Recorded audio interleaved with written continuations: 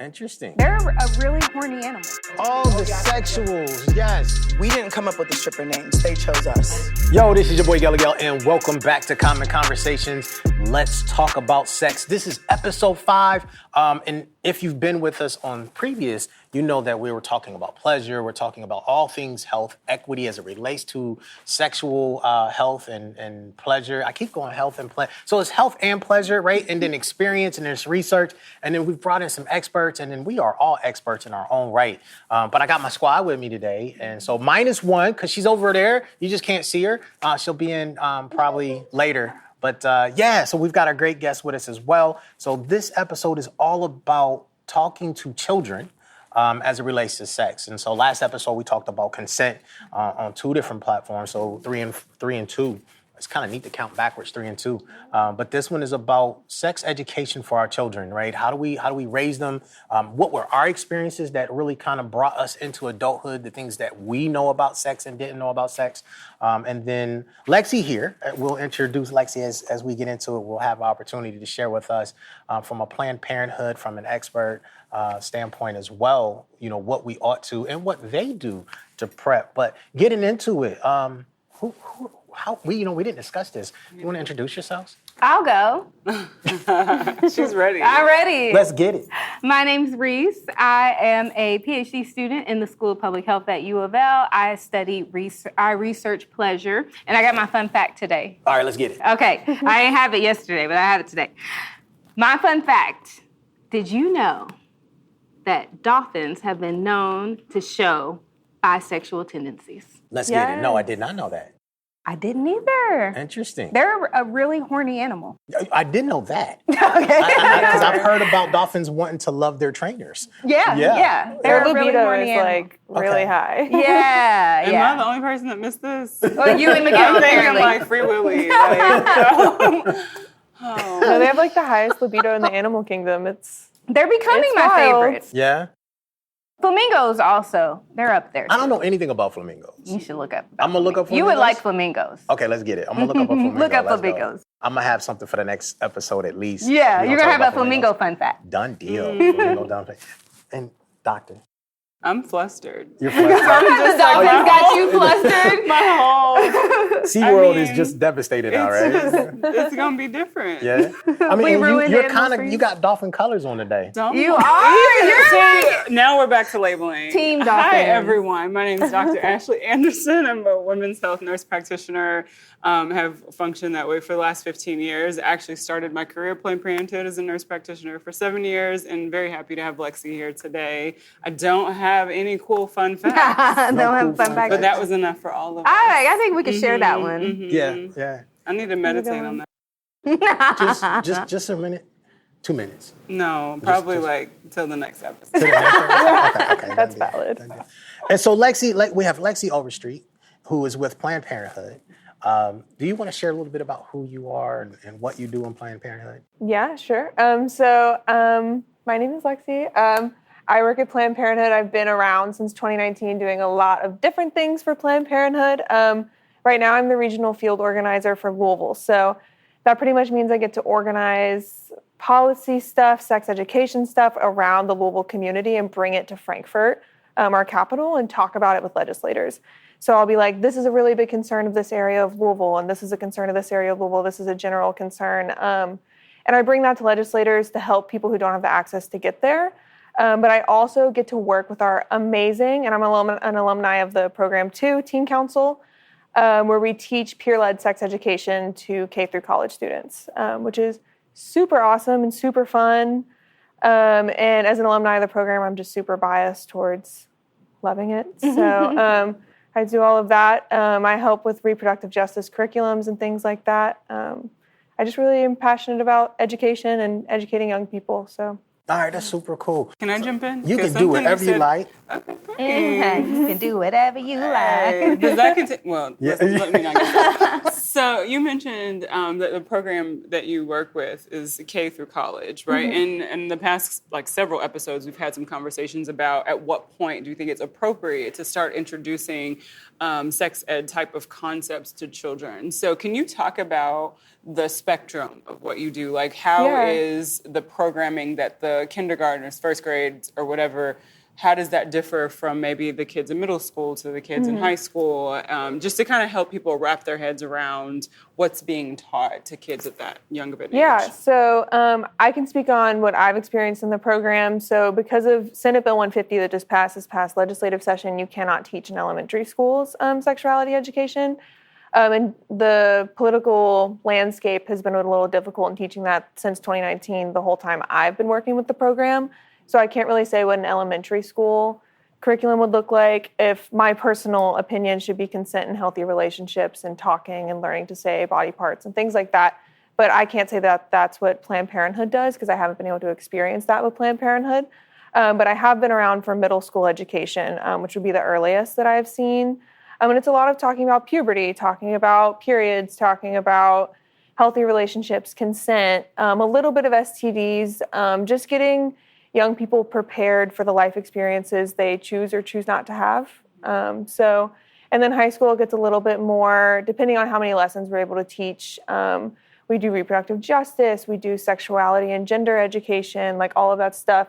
However, it's gotten a little held back because of Senate Bill 150 and the harsh restrictions that's put on us. And do you want me to explain what Senate Bill 150 Yeah, is? please. Okay, yeah. So Senate Bill 150 was just passed this past legislative session in 2023. That's the year, yes. And so that was pretty much limiting sexuality education. Definitely none of it in elementary schools. It bans gender affirming care in the state of Kentucky for trans and non-binary folks. And it creates the landscape of talking about gender and sexuality very difficult because there are rules and regulations in that bill that say you can't talk about it. And so now we're kind of in the process of navigating that landscape of how is Planned Parenthood going to keep showing up in the community and educating and being there for the LGBTQ plus community while following the law. And so that's kind of what we're in the process of now. I kind of trailed off your question, but no, it's definitely important. No. So as we think about you're educating children, right? How often does that play into their parents, right? Because you're teaching kids one thing and then they go home, and if the parents are not in alignment with what you're educating them, that could either go away or turn into something completely different. Yeah, of course. I will say we have some classes, now because of Senate Bill 150, you need parental consent to teach sex education and things like that. So the parent's role is very prevalent, especially now. But of course, I come from a single parent household, a low income household, and my parents weren't necessarily like stigmatizing sex, but we didn't talk about it. And I can say that and I didn't really have any sexuality education in high school. I think that really hurt me. And I learned a lot of stuff from Planned Parenthood that was extremely beneficial, like the use of pronouns and different types of pronouns and things you don't even think about when you're talking about sex ed. And I learned more about consent and what a healthy relationship could look like and all of that stuff. So, the parent's role is crucial because they are their kids, but at the same time, we want to make sure every child has an equitable opportunity to this information. So, go ahead. You mentioned that your parents didn't really talk much about sex education with you, and that's something we've kind of touched on in some other episodes as well. What's Planned Parenthood doing to educate parents on how to have those conversations with their kids? Great question. So our youth program actually does a friends and family night, and where we try to invite as many parents, the parents of the people in the program, but also like friends, parents, anyone. And we try to advertise as best we can every year, but we do leave it up to the high schoolers to advertise, so the demographic tends to stay around that area. Because our peer education program is just made up of the high schoolers. And so we invite parents into the office. We bring them to Planned Parenthood. We show them what we're working on. We show all the diagrams. We're completely transparent about being so a diagram of what a vagina looks like, or a vulva, or a penis, or our reproductive justice timeline that we have hanging up in the hallway of, reproductive justice from the 1700s to now, good and bad. Give me an example. So we talk about Margaret Sanger, the founder of Planned Parenthood, and her really harmful eugenicist takes and how the birth control pill was founded and formed and made and all of that, and the way it really negatively impacted Black and brown communities, specifically Puerto Rican communities, Black women, history of OBGYNs, especially in Kentucky. Because of McDowell, who was a really awful OBGYN towards Black women, and really mistreated them. And we try to be really transparent about that, but we also talk about the wins, like when Roe v. Wade was originally created and things like that, and how Planned Parenthood has changed over time to try to be more encapsulating of all identities. But we still like to honor that, not necessarily honor, but talk about the history of... Just being honest. Yeah, being honest. Being honest about the history. And I think that is probably one of the things in this country that we don't do well, is paying homage to the truth. Yeah. And I think it's important, and I think I appreciate it. Yeah, I totally agree. I think one of the first things, because I grew up with my mom is really mentally ill, and so there was when we talk about eugenicists, talking about the way people like that were treated. And so it really struck me that I was we need to talk about this, because this is people's real lived experiences that are still affecting them today. And it's generational, and the eugenics movement, isn't gone just because it happened 80, 90 years ago. It's still very much around now. And Planned Parenthood played a role in it. And I think it's super important that Planned Parenthood own that. And I try as an employee there to talk about it. When people bring it up, I think it's just something we should talk about like anything else. Got you. Thank you for sharing that. I want to shift. You said something about talking to youth as it relates to healthy relationships. And I would love to hear from Reese and Doc too.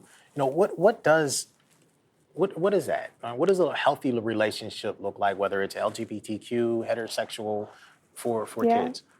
Yeah, so part of it, as someone who's queer myself, talking about, finally when I went to Planned Parenthood was when I got to learn about queer relationships. And so one of the prompts we give is, we have this activity where we have them show green, yellow, or red flags. So we'll read a prompt, and then they hold up, the teenagers will hold up a green, yellow, or red flag according to how the prompt should go. And one of the prompts is, you are out to your family, but your partner doesn't want to be out to your family, so your relationship has to be a secret. Is that a red, yellow, green flag? And it's a really convoluted statement. And so we were able, people put up all different types of colors, but really the point is to have a conversation. And so being able to have a conversation that, you may think, oh, well, how often does that happen? It happens all the time. And I was in a relationship with a woman who was not out to their family. And, I remember feeling very seen and being okay, yeah, this was an experience I had, an issue I had with a relationship, and now we're all having a conversation about whether this was healthy or unhealthy. And at the end of the day, it's kind of dependent on the situation. That one, it was healthy for us because it wasn't a big deal to me that we have Instagram photos out and everything like that. But it might be a big deal to someone else. Yeah. And that's okay. You just have to communicate and talk about it. And so that's just a really good example I could think of. But I like the idea of the green, yellow, and red flags because it brings the context in. There's no one size fits all healthy relationship, but it brings in the context of, well, in this situation, it looks like this. And in this situation, a healthy relationship looks like this because it looks different for different people. Yeah. I'd like to circle around because I do a lot of I do quite a bit of domestic violence and interpersonal violence work and production. And both, how do we prep our kids, or does Planned Parenthood, have a space for this? And Doc, you're raising two boys. How do we prep our children in a sense of understanding what domestic violence looks like? Understanding that it's on a spectrum, right? We have extreme, which is what we most speak of, right? Which is physical violence. But then how do we talk about emotional, mental, economic, and all the other levels that come in that space, and preparing them for that? Oh, yeah. I'm really glad you brought that up. I think it's domestic violence. I think a lot of people don't think it happens as often as it does, but it happens all the time. And so with the same activity, we have some that we try to make very blatantly this is a red flag. And so one of those statements, we have one that's your partner is telling you what you should or should not wear. Explicitly telling you can wear this, you can't wear that. Unless, you're in an adult consensual BDSM type of relationship where that's what's going on. But if it's not a consensual thing, it's someone else forcing pressure on what you should or shouldn't do. We always like to highlight and blatantly be that is an abusive behavior. It can lead to other types of behaviors. And this is a red flag type of situation. So we try to have really blanket statements like that are pretty blunt. and being like, yeah, so there are actually some things in healthy relationships that can't be solved by communication. They are abusive in nature. So, yeah. Doc, how would so for your boys, it's a little different because we don't think about men being in domestic violent relationships unless they are the aggressor. But I know there's a combination of both, right? Because there are a lot of men who get into relationships. And even in the LGBTQ community, men on men violence in that relationship as well. Like, how do you prep your boys for, or are they too early? Is it too early? No, I think there's kind of like the sex ed, excuse me, there's layers and levels to that. And I think it starts early with empowerment. And like I think we talked about in another episode, empowering them to have autonomy over their bodies, to know what feels good to them is a yes, and things that don't feel good or make them uncomfortable is a no. And even if, there's women that are extremely controlling about what men wear, and there's, that it happens on both sides of the spectrum. And I think that raising boys who have self-efficacy, believe that they can do anything, that they deserve the best, that they should, have agency over their own bodies and minds. I think that's a starting point at this age. So as they get older, if they encounter a partner or a potential partner that is threatening that in some capacity, they can recognize that and say, no, I don't like this. This doesn't feel good.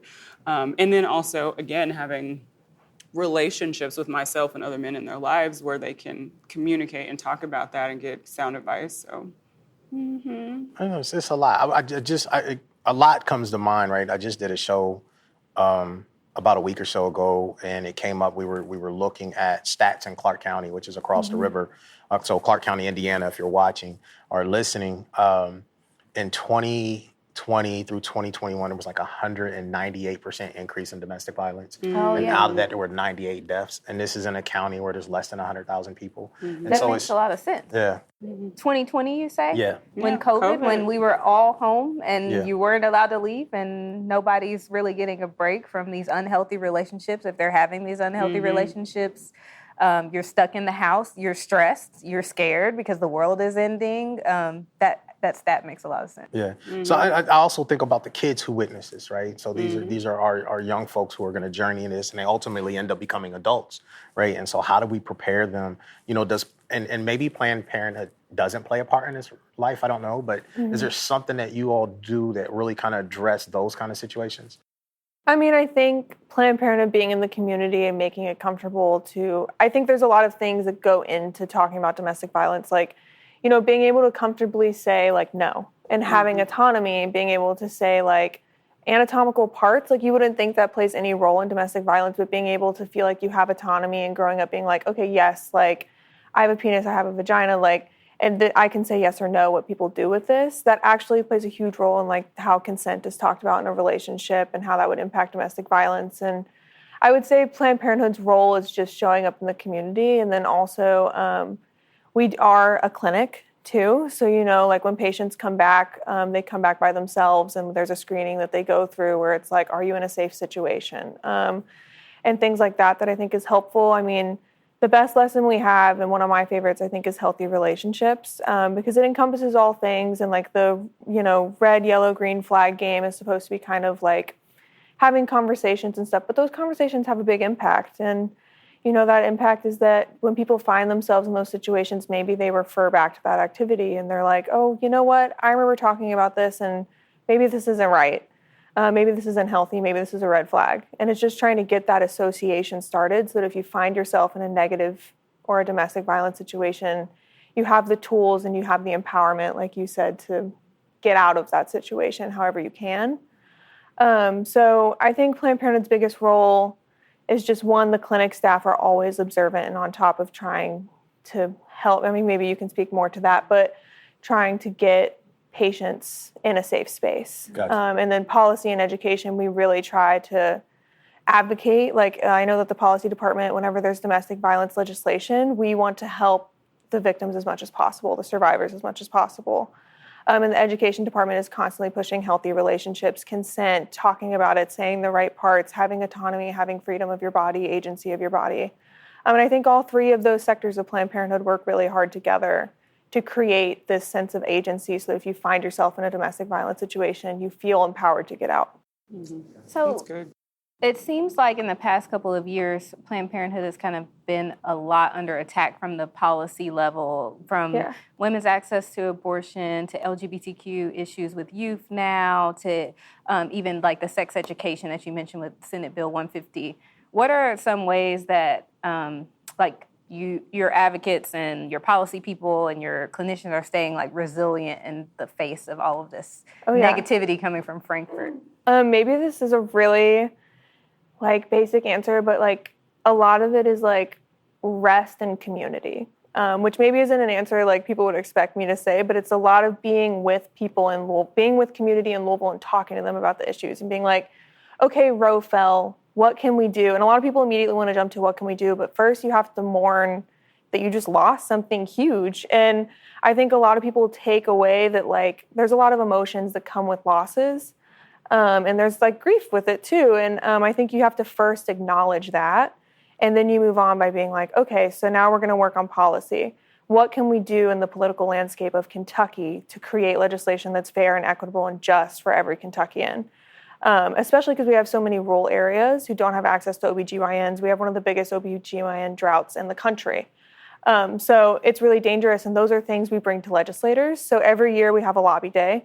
The Planned Parenthood sponsors, and we bring youth. So we bring like middle, high school, college, like all age demographics to Frankfurt, and we have them meet with legislators, Republicans and Democrats. Although I will say this past legislative session, not many Republicans would respond to us at all. They wouldn't meet with us. They didn't want to hear what we had to say, even though we had won Amendment 2, which was the abortion referendum in Kentucky. And so it's just, I think a lot of the policy stuff, first you have to rest and get into community to really create effective policy, especially when you're talking about sensitive topics like abortion or LGBTQ plus rights or reproductive justice. Can I shift? Can we shift a little bit? Yeah. But thank you for sharing that. That was helpful. I'm thinking about, I have a 19-year-old, right? And so I'm thinking about the introduction to sexuality. It's part of our conversation and consent. Sexuality, then actual introduction to sex, right? As being two different things. And I'm curious to how Planned Parenthood approaches that, right? So do you teach sexuality first, and then do you kind of educate on what sex is, and then what is the healthy space for, I guess, parents, adults to kind of begin that process? Yeah, I think our community health educator might have a better understanding of how that works, but I know that we try to make curriculums like for each school based on what that school needs. So like some schools, they really need to know, like they just need to know the basics, and they only have enough time to do like 1 or 2 classes. So they're going to do basic? like STDs and consent, or like combining consent and healthy relationships. And then if we can, doing some reproductive justice elements within that. So like creating a PowerPoint, like we don't just have a standard PowerPoint that we just use across the board. We try to really personalize them per like school and what they request that they need. So like one school might be like, we really need to learn about STDs, but sometimes we get ones that are like, we're having problems and we really need to talk about consent. And so that's how we kind of personalize it. So I can't say like, we don't necessarily have a order where we're like, we definitely do sexuality before we do sex. It's all kind of intertwined based on the needs of the school or the demographic or the community center that what they need. Got you. Yeah. Can we talk about I know we've talked a little bit about the bill for comprehensive sex education, how this has been such an ongoing issue. So when I was in my doctoral program, one of the projects that I got to do with ACLU was studying the public schools in JCPS and looking at what type of sex education was being taught.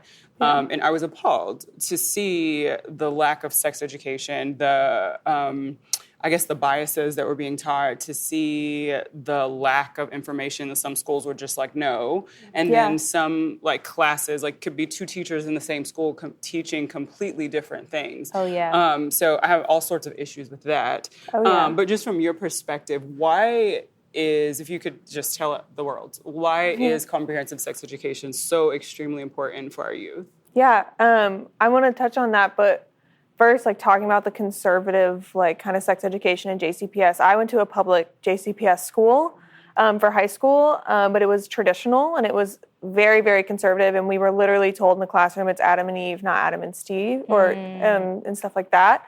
And we were told Plan B was a form of abortion. We were told that birth control was a form of abortion. It supported eugenics. That's a problem. And this I graduated in 2020, so this was not that's long ago at all. It's like not like it's years past. Right. This is That's 1950. around the corner. Right. And I had, when I became a peer educator in 2019 while I was in high school, I was like, hey, I went to the administration and said, Planned Parenthood has this curriculum. It's free. Please let me come in and do a peer education thing with the Planned Parenthood staff. And they told me no. Yeah. And the health teacher said, absolutely not. So I wrote an article about it in our newspaper, and still nothing happened. And there's still the same health teacher is still teaching that same harmful rhetoric. And we have been able to get into women history courses at that school and teach birth control, but that is, people who have the ability to take elective classes and have the free time to talk about that, and it should be every student getting that access. But to go back to what every young person should know about sex education or learning about it, I mean, it all comes down to you have autonomy with your body. And I think that is the biggest point I try to get across in every lesson, is that you have your own body, and no one is allowed to infringe on that with you. And if they do, that crosses a boundary. It's it's an unhealthy relationship, or it's a cross boundary, or it's any of these things. But at the end of the day, like, it's about empowerment for people. And it's like, you should feel empowered to say yes or no. You should feel empowered to say the name of your own body parts. You should feel empowered to talk about STDs and go to the OBGYN and, talk about periods and all of that stuff, talk about puberty. I would say the biggest takeaway, like, any young person should have, is that they should feel empowered about these things. They shouldn't feel shame about these things. Yeah, or fear. Yeah.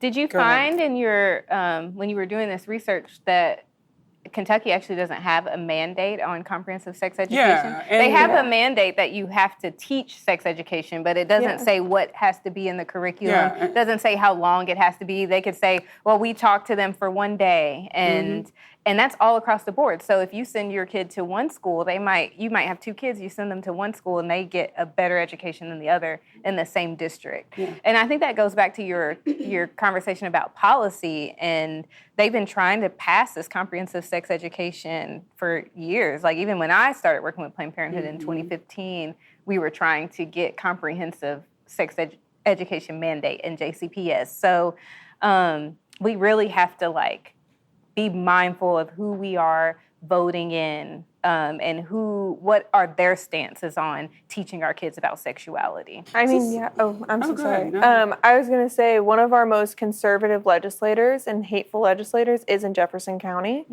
So, Representative Jason Nemus really, really does not want this education for Kentuckians. And will not, also really wants harsh abortion bans and things like that. And people will always, people in Louisville specifically will be like, oh, well, it's the rest of the state. Well, no, it's not. It is here too. Louisville also has its own issues. There are more that Louisville could be doing too. It's not fair to blame it on the rest of the state. Appalachia is just as important as the city when it comes to abortion access, birth control, sexuality, education, all that stuff. Appalachia and Louisville both should be in this fight together, because we have some pretty regressive legislators in this city. So how do we shift from, because I understand that there's definitely a policy issue, but if government doesn't exist, we still have parents. Right. Right. And so as parents, we know that parents actually can do more damage than almost anybody else when it comes to sex education, just based on upbringing, previous trauma, experience, life, religion. How do we educate our children, right? How do we, but also educate parents on what healthy sex lives can be? I had a conversation briefly yesterday when we wrapped about a pastor whose son ended up being gay, turned, whatever, and how the family, certain parts of the family could accept it and other parts of the family couldn't accept it. But the individual I was talking to briefly, was talking about how they came to a new realization, right, about sexuality, about people, and that people are people, right? And we're all going to have these different experiences, but it's not until that person experienced something new that they had an opportunity to change their minds and their beliefs. Yeah. You know, so how do we still put this back on the ownership of parents, right? Teaching their children about healthy sex lives. And this is loaded because I think any of us can jump in here and share. But then the other part is also, how do we empower our kids? And I love the fact that you all have a peer education space, because we know that kids teach kids, period. And so we're either teaching right or wrong in that space. So I'm curious if we could just kind of dive into that before we wrap. How do we get parents to get in here and understand sexy health lives? You know, because we don't always get it right. And then how do we empower our kids to move forward beyond legislation? From my standpoint, I guess my suggestion would be just using your resources, because I don't expect parents to know everything. You know, like you said, depending on what you were taught, like where you even come from, what your parents taught you, what you observed, that kind of creates your frame of reference.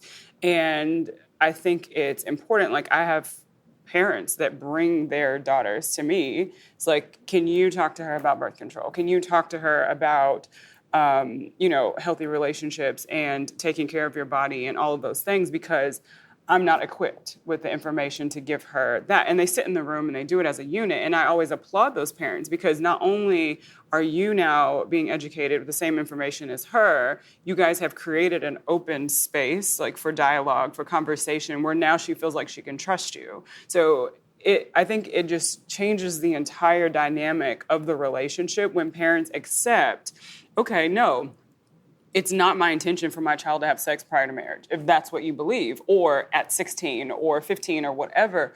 But if that's the choice you're making with your body, I want to make sure you have the information that you need to not have an unintended pregnancy or to, contract an STD or whatever. So I think that parents just have to first stop being delusional. Teenagers are having sex. Like, it is, statistically, it's been, for decades. 3% of 13-year-olds are having sex. 20% of high school freshmen by the time they're high school freshmen, and 36% around about sophomores, and it just continues to go up in that relationship. And we I would shouldn't be love to hear the shocked. middle school numbers. We don't even think about the middle schoolers in that conversation, but it's happening It's there happening. too. And so I think parents have to we gotta let that go.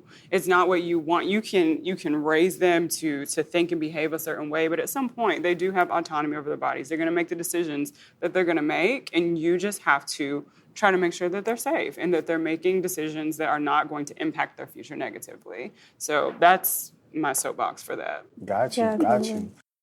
Reese, what's your thoughts? I think that Ashley's thoughts are my thoughts. Parents examining their own shame and guilt around sexuality and those topics, and educating themselves so that they are equipped to educate. And if they realize that they're not equipped to educate, reaching out to the people who are. Like, we have Planned Parenthood, it exists. A lot of their services are free. So you can reach out to those resources, use those resources, reach out to your OBGYN, use those resources, find a sex educator in the city. It's hard to find, but we're out here, but everything you said, just recognize that it's happening and try to give them the best tools possible. Yeah, for sure. I also see, from a policy and as a peer educator and all of that standpoint, I think schools need to pick up where parents drop the ball, because not every child has the same relationship with their parents. And, I grew up with a single parent who worked, all the time, 50 hours a week. And so, and I love my dad to death. He's awesome. But he definitely didn't have time to sit down and research and talk about all these things with me as much as I know he probably would have. And I had friends whose parents were in and out of rehab or in and out of prison, or there's aspects like that a lot of people are like, well, why should schools do it? Just leave it to the parents. And it's like, well, not every child in the state. Actually, we have some of the highest cases of child abuse in the country. Not every child has that relationship. They don't have that support. What about the kids in the foster care system? Where are they going to get that education? And it honestly is when I talk about equitable sex ed, it's not just me saying, oh, we need a blank statement policy. It means we need ongoing conversations. We need ongoing sex education in all forms, whether it's at like all public schools, private schools, like in community centers, at YMCA safe places, like all over, we need this conversation to be happening. So it's an equitable conversation. And we're not only reaching those who already have parents that are talking about it, or, you know, not everyone has access to an OBGYN, so like they're not gonna be able to talk about birth control in a confidential space. That we really need to create those spaces and let them be known and accessible. Because even the term like access is hard, because, you know, who has access to actually being able to reach out to a sex educator or thinks of that? You know, like we have to create these opportunities for other people and let them show up as they can and as they are. So As we got a couple minutes here, and I'm curious because, you know, as we were having this conversation, and we've danced all the way around this, from adults to policy to kids. And I think that I know as much as when we were younger, we talked about sex a lot, even when we didn't know what it was, right? Yeah. The act of sex, but the whole idea of seeing your first breast was exciting, right? Ooh, look. It was. And right, see, there it is, right? Let's enjoy that for a moment. But it opens up so many different doors, and most kids want to talk about sex. But I would go on a guess and say most households, atmospheres, even in school, right? Our teachers are not prepared to allow children to explore that through whatever means they need to explore it. Yeah. What are 2 or 3 things? And I gotta imagine it's different for young men versus young girls, young women, right?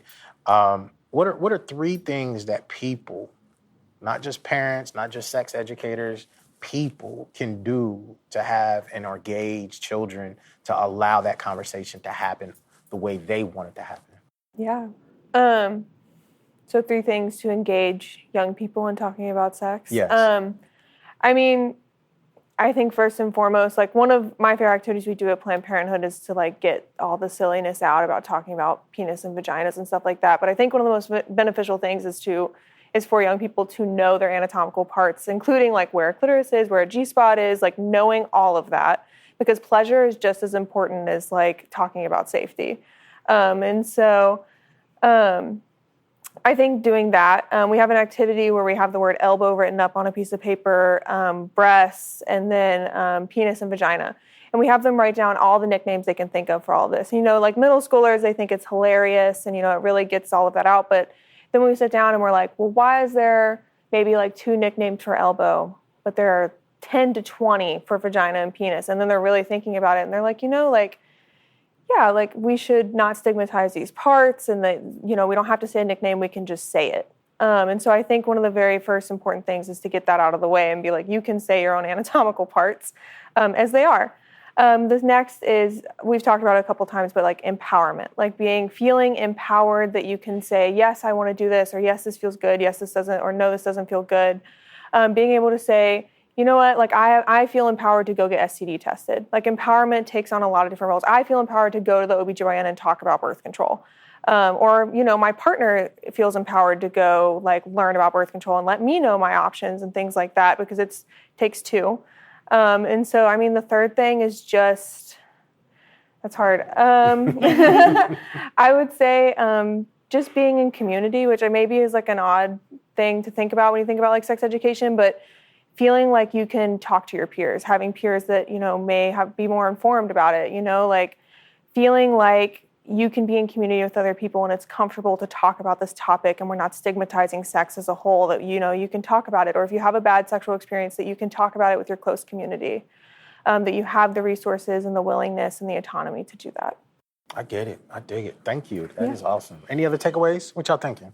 Doc? I mean, I'm thinking a lot. Yeah. Still thinking about the dolphins. The dolphins are still in holding there. on to the That just kind dolphins. of kicked this whole thing off. But, you know, I feel like, especially in the state, we have a lot of conservative people that are fearful of having conversations about sex education, about giving people access to abortions and all this stuff. And to me, the logical way to stop abortion is to educate people, to give teenagers and youth, like give them access to information, to teach them how to take care of their bodies, how to protect themselves, and give them access to birth control. And then that goes away. Like the need for those hard decisions that women have to find themselves in is virtually unnecessary if we would do our part on the other end and make sure they have access to birth control and good education. So it frustrates me. Like, it's like you're putting people in this cycle that is unnecessary, and the people that tend to get hemmed up in that the most are Black women. So I'm over it. I Black got and brown you. communities. I would say I'm walking away feeling very hopeful about the future because we do have teens and young people like Lexi who are going out there and leading this charge of things need to be different. Things need to change. There are different people out here. We all are having different types of sex, and that being in community piece that you talked about is really important because you are hearing everyone's experience, and we're not just having this one monolithic experience that we're kind of being forced to believe is happening. Everybody's having sex in this way. Everybody has sex with these kinds of people. And if you stray outside of that, you're different. So I'm really hopeful about the work that the youth are doing. Yeah, I mean, for sure. I would say the biggest thing I wish people would stop thinking everything's in the past because we have a lot of work to do for the future. I mean, when you talk about like marginalized communities, Black women, like the Black maternal mortality rate is it's terrifying. And just the maternal mortality rate in America is absolutely terrifying. And it's something everyone thinks, oh no, that's a problem of 50 years ago. No, that's a problem right now because Black women are dying, and that alone is important to care about and to stand up for. So I think when we talk about sex education, we really just need to talk about how it's a now issue and it's a future issue. It's not a past issue.